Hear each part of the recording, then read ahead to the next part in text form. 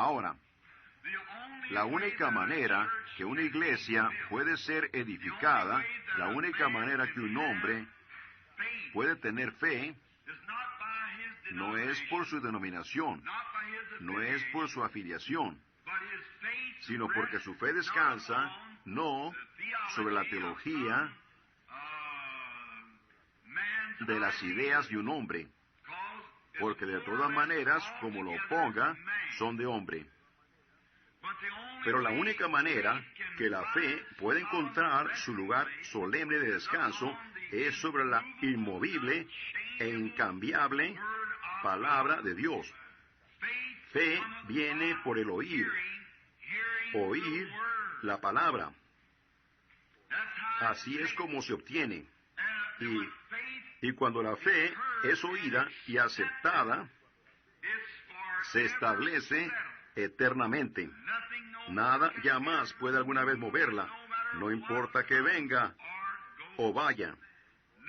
Nada puede cambiar esa fe. Piensa en eso. Usted está anclado. Y usted ya no cambia por tiempo y eternidad. Usted está anclado eternamente. Porque Dios, por un sacrificio, hizo perfectos eternamente a aquellos que son santificados o llamados. Y fe tiene un gran lugar en el cristiano, en la vida del creyente, que puede pararse a un lado de una tumba lodosa o sobre un ataúd en donde una preciosa bebé o una amada ha pasado de esta vida a la del más allá, y con una mirada firme de ojo de águila puede mirar a Él quien dijo: yo soy la resurrección y la vida. Y ellos olvidan las cosas que están en el pasado. Ellos siguen hacia la marca del supremo llamamiento. Yo estoy tan contento que Dios ha provisto eso. Y lo ha hecho un regalo gratuito para todos. Eso es lo que las iglesias deben de ser. Iglesias no significan denominaciones u organizaciones. Significan grupos de gente, de creyentes, quienes se han reunido bajo el compañerismo de la palabra. Y en esta maravillosa enseñanza aquí de San Pablo, en lo ya dicho, en los capítulos primeros, él específicamente ha estado lidiando con la suprema deidad del Señor Jesús. ¿Y quién era Él? Cristo era Dios hecho así para que el hombre pudiera sentirle a Él y tocarlo a Él y tener compañerismo con Él. Cristo, el Señor Jesús, era el cuerpo en el que Dios habitaba. Dios se hizo carne y habitó entre nosotros. Primera de Timoteo 3:16, sin contradicción. Grande es el misterio de la piedad. Dios fue manifestado en carne. El gran Jehová descendió y se hizo tangible, viviendo en el cuerpo de su propio Hijo, declarando y reconciliando para sí mismo el mundo. A Dios Cristo no era nada menos que Dios. Y Dios no era nada menos que Cristo. Los dos juntos formaron la deidad de Dios corporalmente, hecho un poquito más bajo que los ángeles para que Él pudiera sufrir. Los ángeles no podían sufrir. Jesús era el tabernáculo en el que Dios habitó. La Biblia dice en el capítulo 7 de los Hechos de los Apóstoles que tabernáculos y ofrendas, sacrificio y ofrendas no quisiste, pero un cuerpo me has preparado. Porque el Altísimo no habita en tabernáculos hechos con manos, sino un cuerpo me has preparado. Que tabernaculizando o habitando en un compañerismo con los hombres. Si Dios permite, tan pronto como terminemos aquí con este capítulo, o terminemos con este libro, queremos regresar y tomar el libro de Ruth, y mostrar allí cómo Dios llegó a ser pariente con nosotros, para reconciliar la persona de regreso a Él por el compañerismo y llegando a ser uno de nosotros. El Redentor debe de ser pariente. Y de la única manera que Dios podía llegar a ser pariente de nosotros es llegando a ser uno de nosotros. Así que no podía llegar a ser un ángel y ser pariente del hombre. Ayer por la tarde, cuando estaba platicando con el hijo angustiado de la madre que acaba de morir, mi amigo dijo, oh, hermano Bill, yo creo que ella es un ángel en esta noche. Yo dije, no, Earl, ella nunca será un ángel. Ella es una mujer en esta noche, como Dios la hizo a ella, y siempre será. Nunca será un ángel. Dios hizo ángeles. Él nunca hizo al hombre para que llegara a ser ángel. Él hizo ángeles e hizo al hombre. Así que el hombre no será un ángel y los ángeles nunca serán hombres. Dios los hizo diferentes. Ahora bien, y en Cristo llegó a ser carne para redimir de ese gran más allá de donde el hombre había caído. Y esa inmortalidad tuvo que descender por el pecado. Dios descendió y tomó la forma o la figura de un hombre. Y llegó a ser pariente de nosotros para que Él pudiera cargar nuestros pecados y nuestra muerte. Y en una de las ilustraciones que estábamos dando en las lecciones previas, solamente una basecita para que el recién llegado entienda. Dios, en su camino hacia el Calvario, mientras el aguijón de la muerte estaba sobre Él, y estaba zumbando alrededor de Él, y finalmente lo picó a Él hasta que murió. Él murió, y el sol rehusó brillar. Él murió, y la luna y las estrellas rehusaron dar su luz. Él tenía que hacer eso para anclar el aguijón de la muerte. Si Él hubiera sido una persona inmortal, si Él hubiera estado en la teofanía o estado en el espíritu, la muerte no tiene control de eso. Tenía que llegar a ser carne para que Él pudiera quitar el aguijón de la muerte.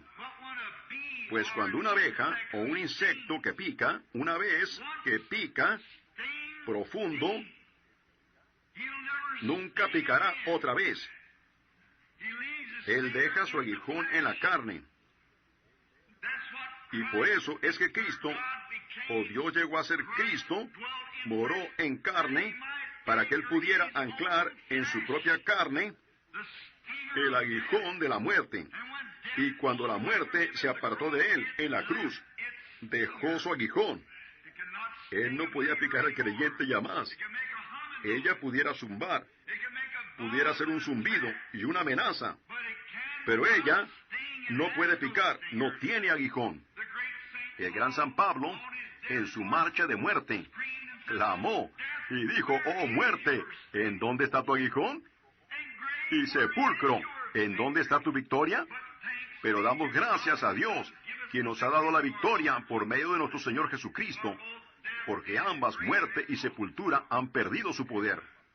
Ahora, entonces, el domingo pasado tomamos, dejando los principios de la doctrina de Cristo, en el capítulo 6 leemos esto. Vamos adelante a la perfección.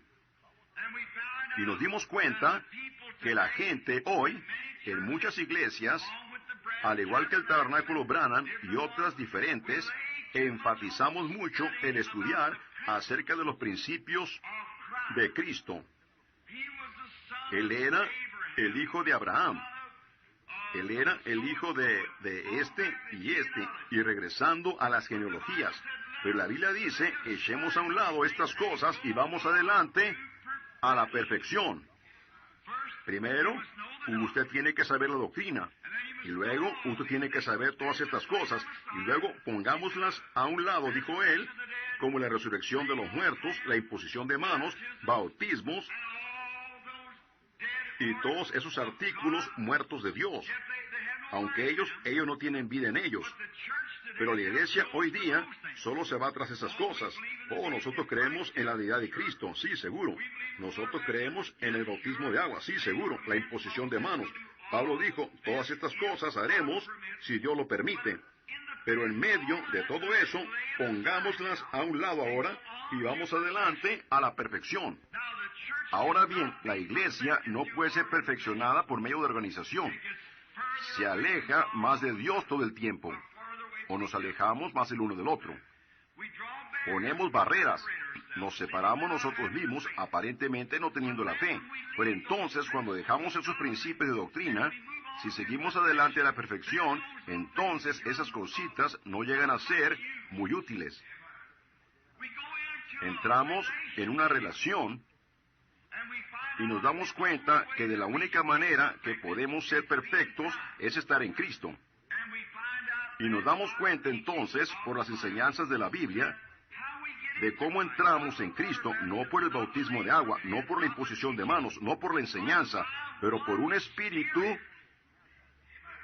Somos todos bautizados en un cuerpo y llegamos a ser perfeccionados por medio de su sufrimiento. Entonces miramos diferente, pensamos diferente, actuamos diferente, vivimos diferente. No porque es un deber o porque pertenecemos a la iglesia, sino debido al amor que Dios ha derramado ampliamente en nuestros corazones por el Espíritu Santo, que nos hace conciudadanos del reino de Dios. Entonces no hay denominación o barreras en eso. Todos somos un gran cuerpo. Ahora estamos listos para entrar en la lección de la mañana en unos cuantos momentos. Una cosa más me gustaría decir aquí. Y es que Pablo está hablando en el libro 7 o el capítulo 6, nos damos cuenta aquí que somos hechos perfectos en Cristo. Luego, en el versículo 13 del capítulo 6, solamente una pequeña base. Porque cuando Dios hizo la promesa a Abraham, no pudiendo jurar por otro mayor, juró por sí mismo.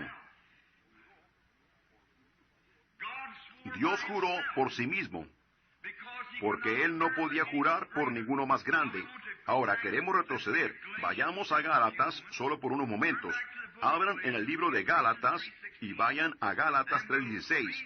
Y leeremos aquí solo por un momento por lo que Él juró.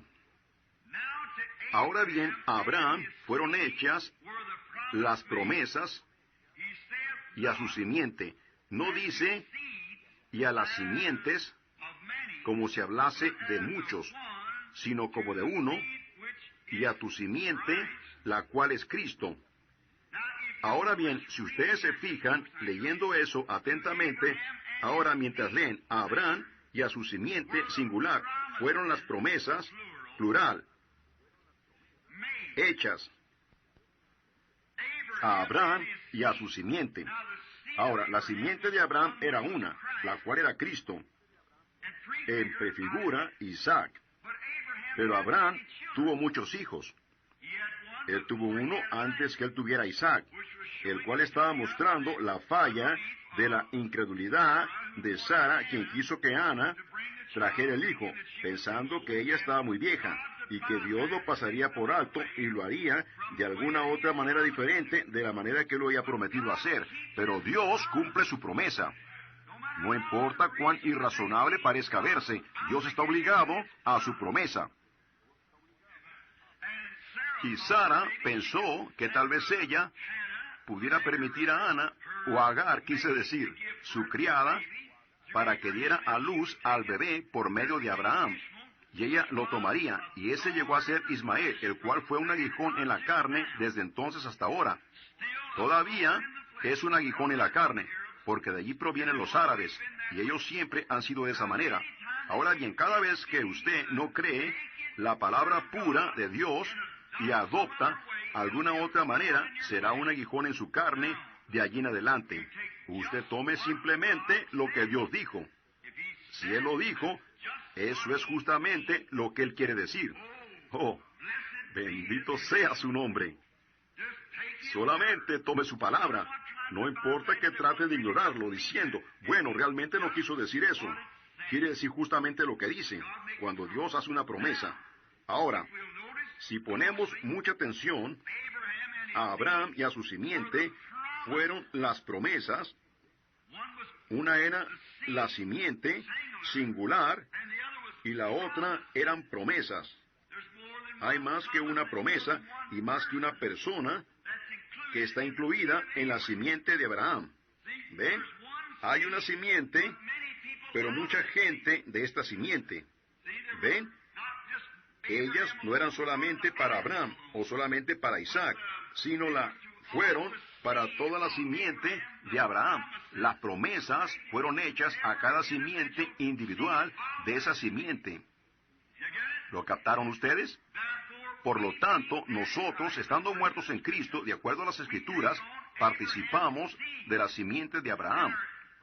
Y somos herederos de acuerdo a la promesa, no por unirnos a la iglesia o formando artículos muertos o demás, pero por haber nacido del Espíritu de Cristo. Nosotros somos simiente de Abraham y coherederos con él en el reino. Entonces, vamos a continuar leyendo, solamente un poquito más adelante, Dios haciendo un pacto. Ahora, el versículo 17 del capítulo 6, por lo cual, queriendo Dios mostrar más abundantemente a los herederos de la promesa, la inmutabilidad de su consejo, interpuso juramento. Oh, descansemos ahora por unos momentos. Queriendo Dios, no que Él tenía que hacerlo, pero para hacer esto una cosa segura. Ahora, ya nos hemos dado cuenta que Dios llegó a ser carne, habitó entre nosotros. ¿Cómo es que Él mismo se manifestó al mundo cuando encontró a la mujer en adulterio? Él dijo, yo no te condeno, ve y no peques más. Cuando Él encontró al enfermo, Él lo actuó exactamente de la manera que Él tendría que actuar, porque Él era Dios, y Él sanó a los enfermos, Él resucitó a los muertos, Él perdonó los pecados, no importó cuántos y lo que eran, y cuánto habían recaído, Él los perdonó de todas maneras si ellos estaban dispuestos a venir a pedir. Ahora fíjense, si Dios actuó una vez en una cierta circunstancia, y si esa misma circunstancia se levanta otra vez, Él tiene que actuar la segunda vez como Él lo hizo la primera vez, o Él es injusto. ¿Ven? No importa cuán metido está usted en pecado, cuán bajo usted pueda llegar a ser. Él tiene que actuar en usted como Él lo hizo con esa mujer caída, o Él lo actuó mal en aquel entonces.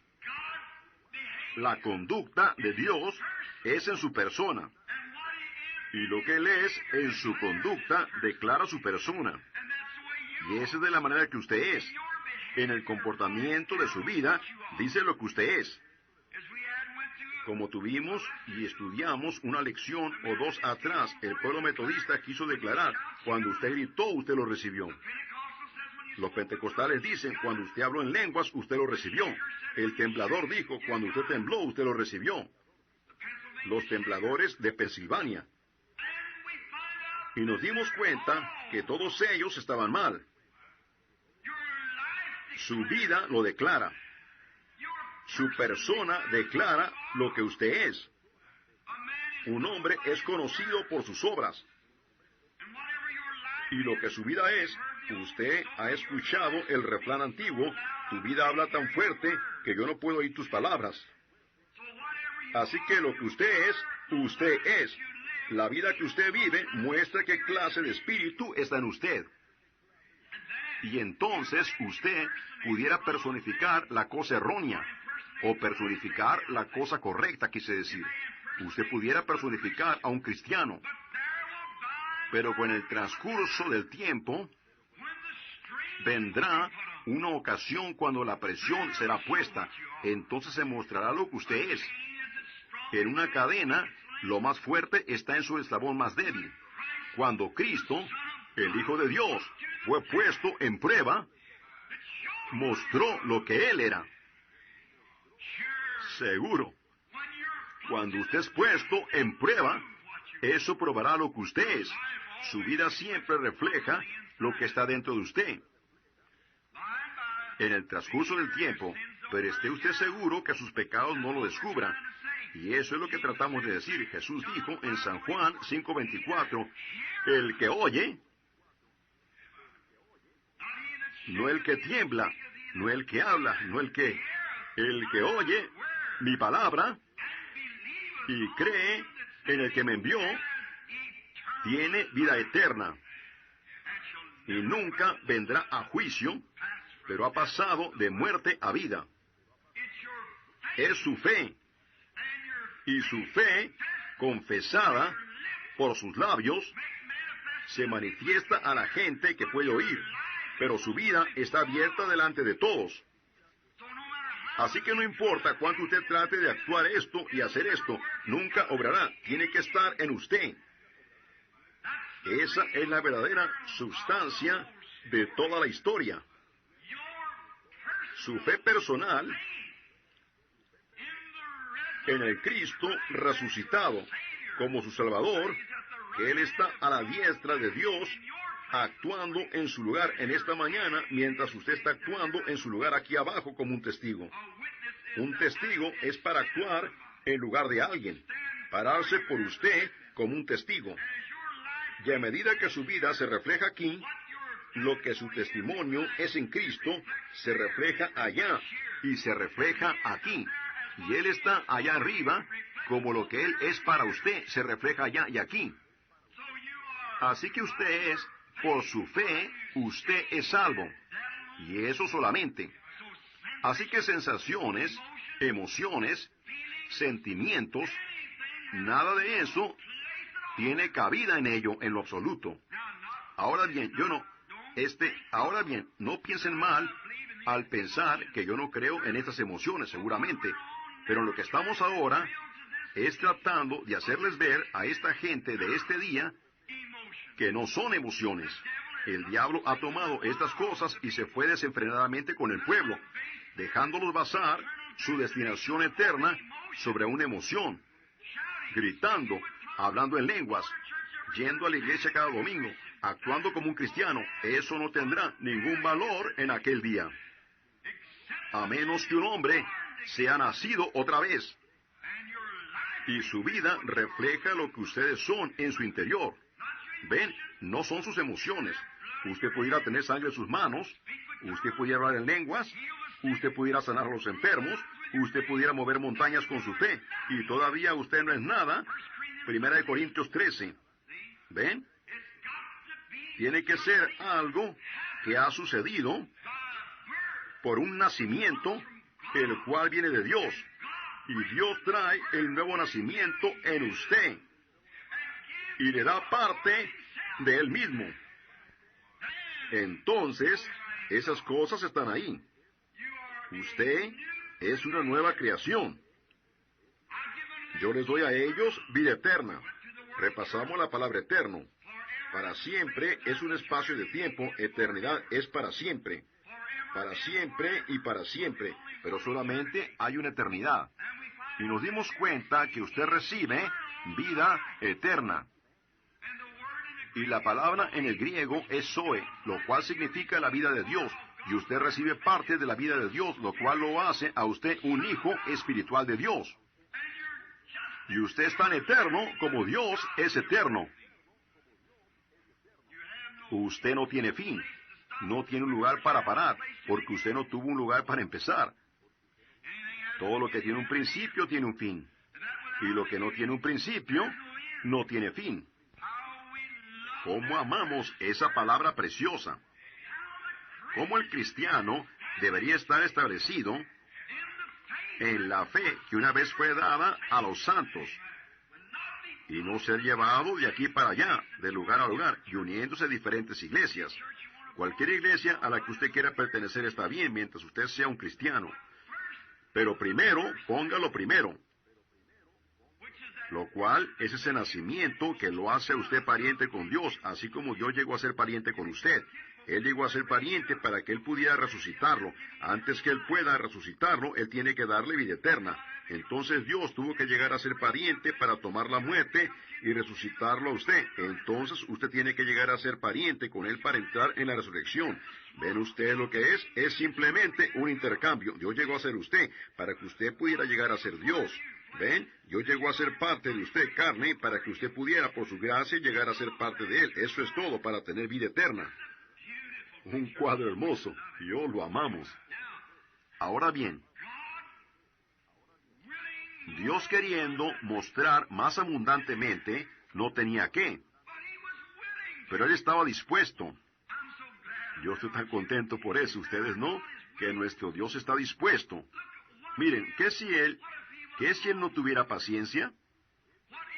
¿Cuál es el fruto del Espíritu? Amor, gozo, fe, paz, paciencia. Eso es una parte de Dios que está en usted. Y puede tolerancia soportando las cargas del uno al otro, perdonándonos el uno al otro como Dios por causa de Cristo lo perdona a usted. El Espíritu de Dios en usted lo hace de esa manera. Y entonces, cuando Dios estaba aquí en la tierra y llegó a ser usted, llegó a ser pecado, Él tomó su pecado, lo llevó por usted y pagó su deuda por Él. Dios es paciente, soportando nuestras cargas. Y entonces Él es un Dios bueno. Si ustedes quieren ciertas cosas a su manera, ustedes saben que Dios es lo suficiente bueno para hacer eso. A Él le gusta hacerlos felices. Él quiere que Él es amor. Y su gran amor lo constriñe a Él a aún bajarse algunas veces para dejarlos obtener las cosas que ustedes quieren. Miren a Tomás después de la resurrección. Tomás no creía. Oh, él tiene muchos hijos hoy día. Pero Tomás dijo, no, yo tengo que tener algo de evidencia. Yo tengo que poner mis manos en su costado y mis dedos aquí en sus manos antes que yo lo crea. A mí no me interesa lo que ustedes digan. ¿Ven? Él estaba completamente fuera del orden de la Escritura en esos momentos. Usted debe de creerlo. Así que él dijo, yo tengo que tener alguna clase de evidencia para probarlo. Y Jesús apareció, Él es bueno. Ven, Tomás. Si eso es lo que tú quieres, bueno, aquí está, tú puedes tenerla. Esa es de la manera que somos. Decimos, Señor, tengo que hablar en lenguas. Yo tengo que gritar, hazlo, te lo concederé, Él es bueno. Así que Él metió sus manos en su costado, entonces Él dijo, oh, es mi Señor y mi Dios. Él dijo, muy bien, Tomás, tú crees porque lo has visto. Pero cuanto más grande es la recompensa de aquellos que no tienen ninguna evidencia y todavía lo creen. Allí lo tienen ustedes. Ahí es a donde debemos de llegar. Cuanto más grande es la recompensa de aquellos quienes no han visto nada pero todavía lo creen. Es por un acto de fe que lo aceptamos. Ahora bien, yo creo que las señales siguen a los creyentes, pero pongamos las primeras cosas primero. Usted puede tener las señales sin esto. Pablo dijo que usted podía. Él dijo, aunque hablase en lenguas de hombres y ángeles, yo no soy nada. Aunque moviese montañas por mi fe, yo no soy nada. Yo pudiera entender la Biblia en tal manera que pudiera saber todos los misterios de Dios, yo no soy nada. ¿Ven? Esos son dones del Espíritu Santo sin el Espíritu Santo. El Espíritu Santo es Dios, y Dios es amor, gozo, paz, paciencia, bondad, paciencia. Ese es el Espíritu de Dios. Eso es lo que Dios resucita en los postreros días por medio de ese Espíritu. Ahora, no queriendo Dios mostrar más abundantemente a los herederos de la promesa, queriendo Dios mostrar más abundantemente a los herederos. ¿Quiénes son los herederos? Nosotros, estando muertos en Cristo, participamos de la simiente de Abraham y somos herederos. Oh, ¿penetró eso? Nosotros somos herederos del reino de Dios por medio de una promesa jurada. Dios no tenía que jurar. Su palabra es perfecta. Pero Él juró también. por sí mismo, porque no hay otro más grande. Mientras seguimos leyendo, solo por un momento escuchen. La inmutabilidad de su consejo interpuso juramento. La inmutabilidad, lo incambiable. Dios no puede cambiar. Él tiene que permanecer el mismo. Y si Dios sanó a una persona enferma, Él nunca puede cambiar su actitud. Si Dios perdona a un pecador, a una prostituta, Él nunca puede cambiar su actitud. La inmutabilidad, lo incambiable de la palabra de Dios. Dios dijo en un lugar, yo soy el Señor quien sana todas tus enfermedades. Él tiene que quedarse con ella, porque Él es infinito. Él sabe el fin desde el principio. Ahora bien, yo puedo decir, yo haré esto, y la Biblia dice que debemos de decir si el Señor lo permite, porque yo soy un mortal, yo no sé. Algunas veces yo tengo que retractarme de lo que dije, pero Dios no puede retractarse de lo que dijo. Él es Dios. Y Él solamente pidió una cosa, si tú puedes creer. Oh, hermano. Si tú puedes creer, todas las cosas son posibles. Si tú puedes creer. Eso es todo lo que usted... Si puedes, allí está la pregunta. Pero no que haya pregunta en la palabra de Dios. Pues debido a su inmutabilidad, Él no puede cambiar. ¡Cuán hermoso! Ahora escuchen mientras continuamos leyendo. Por dos cosas inmutables, en las cuales es imposible que Dios mienta.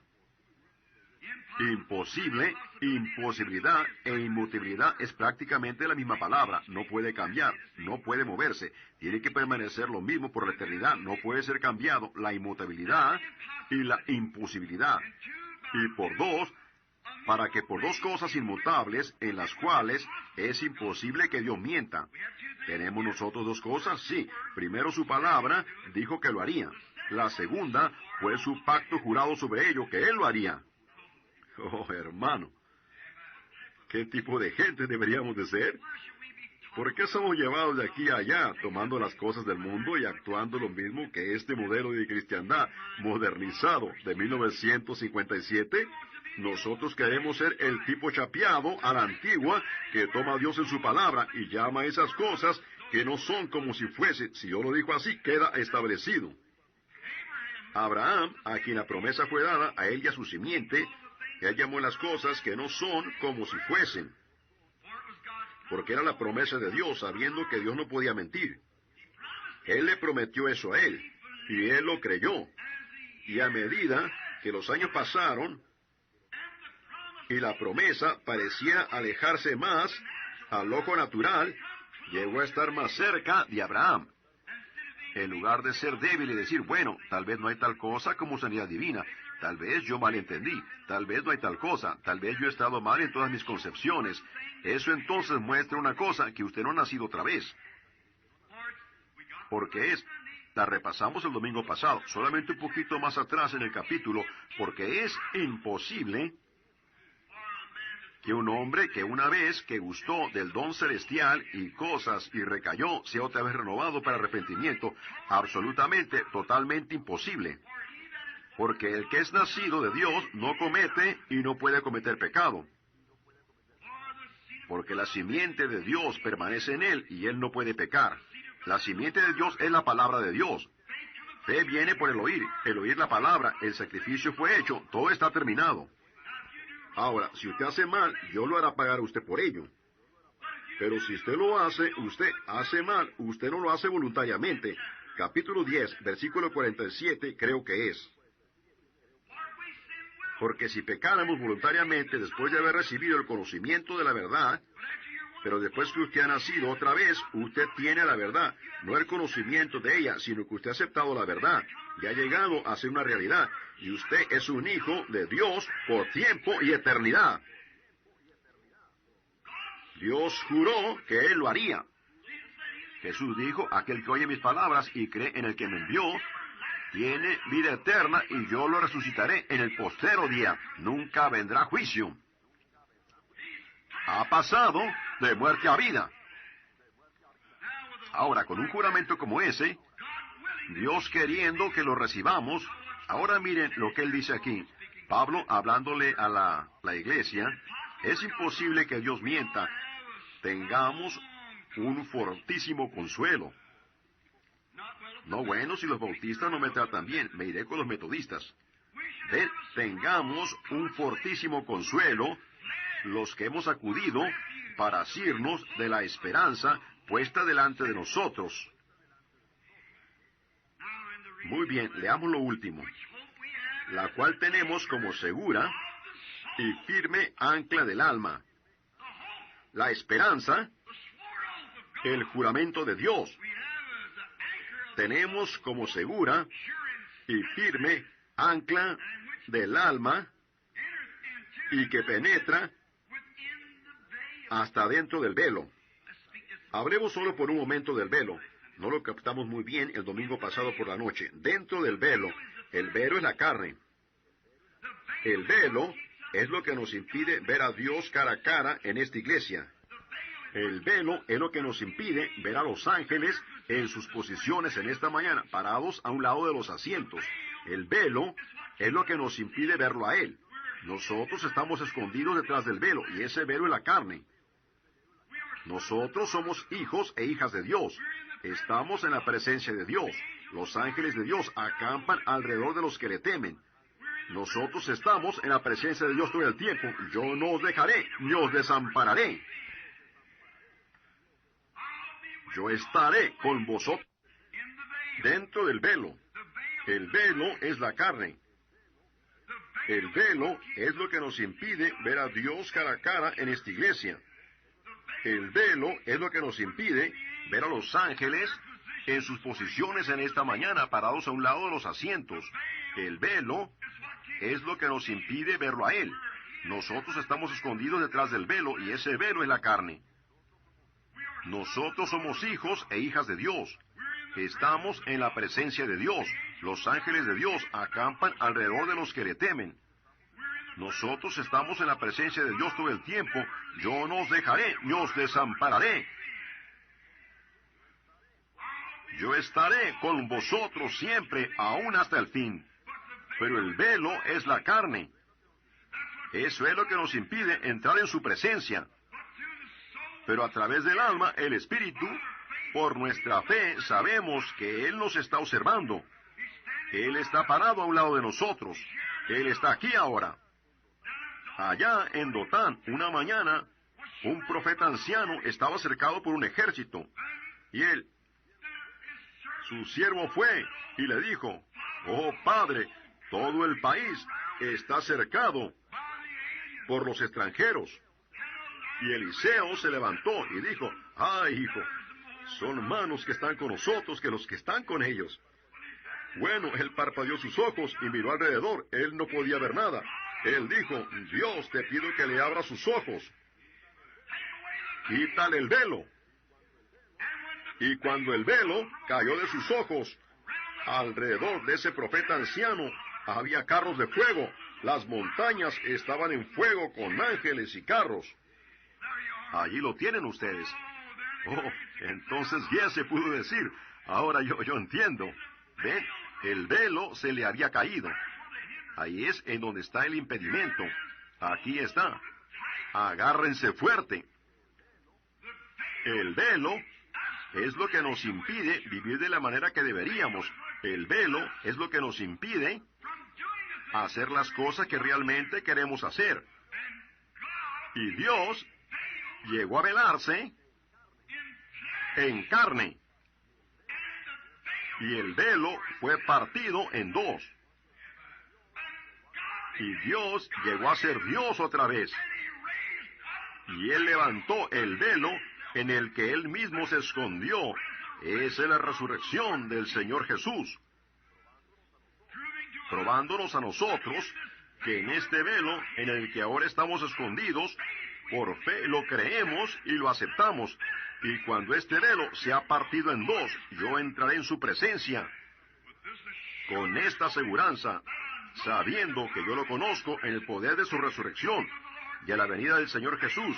Este velo será levantado otra vez, en una manera perfeccionada. Así que yo caminaré y hablaré con Él, como mi Salvador y mi Dios, cuando Él tome el trono de David. Y viviremos eternamente en este velo, después de que haya sido perfeccionado. Pero este velo tiene pecado dentro de él. No importa cómo. Nunca piense de ese cuerpo glorificado en esta tierra. Tiene que morir, igual que su alma tiene que morir para nacer otra vez. En la perfección, no comiendo carne y haciendo esto y perfeccionando el cuerpo, usted nunca lo logrará.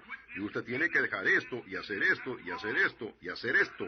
Eso es la ley, eso es legalismo. Nosotros no creemos en las formas legales de salvación. Creemos que por gracia somos salvos. Y eso no es de usted.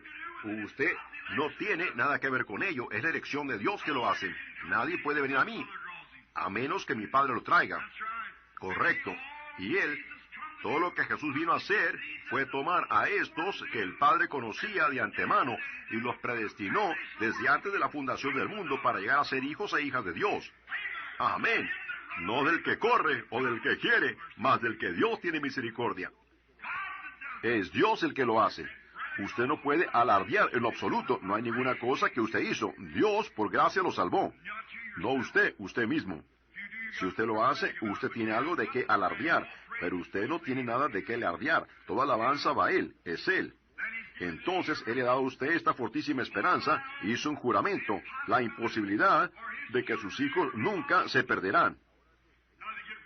Ahora bien, ellos reciben azote por hacer mal. Usted cosecha lo que siembra. Usted recibe eso. No piense ahorita que usted puede salir afuera y pecar y no pasarle nada. Si usted lo hace y tiene esa actitud, eso muestra que usted nunca ha nacido otra vez. ¿Lo captó? Si usted todavía tiene el deseo en usted de hacer el mal, entonces usted todavía está errado.